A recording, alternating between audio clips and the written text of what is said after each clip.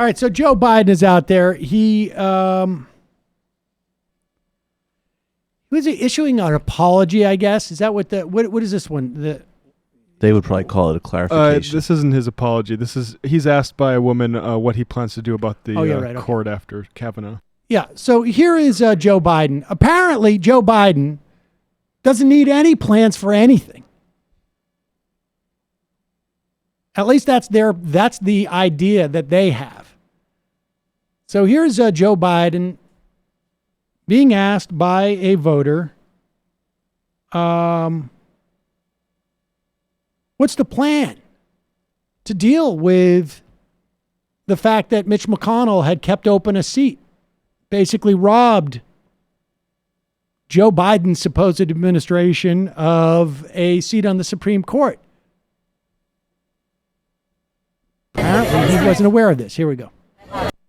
About the courts, and I know that other people have asked you about this too, but I am a survivor of sexual assault, and I was at the Brett Kavanaugh hearings, and to watch somebody who was morally unqualified and also unfit be elevated to a lifetime position in the courts was absolutely devastating, and I'm concerned it touches everything that you talked about today: immigration, gun rights, LGBTQIA I'm the guy rights. that wrote the violence. Yes, and I know that, and I know that, and I appreciate that. And here's the deal: if you pack the courts, it's going to come back to eat us alive. And I don't think that that's just the only option we have. I mean, there are term limits, there's a rotating panel, there's other things that we can do, but I'm concerned that if we don't have a plan to address what's going on. I have a plan, but I'm not going to pack the courts and or do term limits. You need a constitutional amendment to do that to begin with, number one. Number two, no one's going to get put in the court, lower court or the circuit court of appeals that doesn't understand the right to privacy, doesn't understand the idea that you're going to be held accountable for your actions. That's why we're able to keep Bork off the court and others. And I understand that, but I just want to know what the plan is. Well, the plan is to appoint the right people. Mm-hmm. That's the plan. There's a lot of vacancies in the court still. But if we go and do the court packing thing, we're in real trouble. Okay? All right. So he's not even going to start with a plan to put term limits on. He's not even going to start with as a negotiating point to pack the court. I also don't think that we should pack the court, but term limits, I think, are preferable. I mean, there's other ways in which you could do that, reforming the rotation court. idea. But 2/3 of the Senate could do this in the House. And a president, I don't know if we're going to get that. But what's the backup plan? There is none.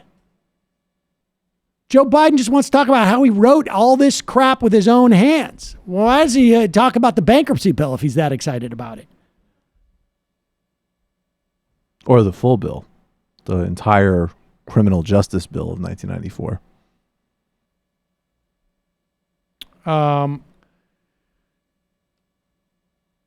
It's unclear. I mean, I don't know if you'd need an amendment to term limit on the Supreme Court if you were to allow the justices to return to another federal court. And that is that suggestion by Matt Ford, who we had on the other day. If they rotate through, if there are term limits to the judiciary, is lifetime versus where in the federal judiciary they serve. I don't know.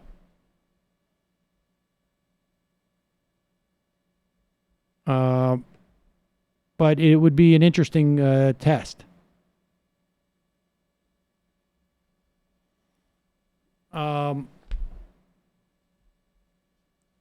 Here is Joe Biden suggesting that there's nothing to come out about his background because he was vetted as Obama's vice president. Except for things like his role in busing. Or maybe that was a plus for an African-American, the first African-American president. to have a guy who had just a little bit of smell around him of a guy who would be sympathetic to segregationists, let's say. Maybe that was a plus.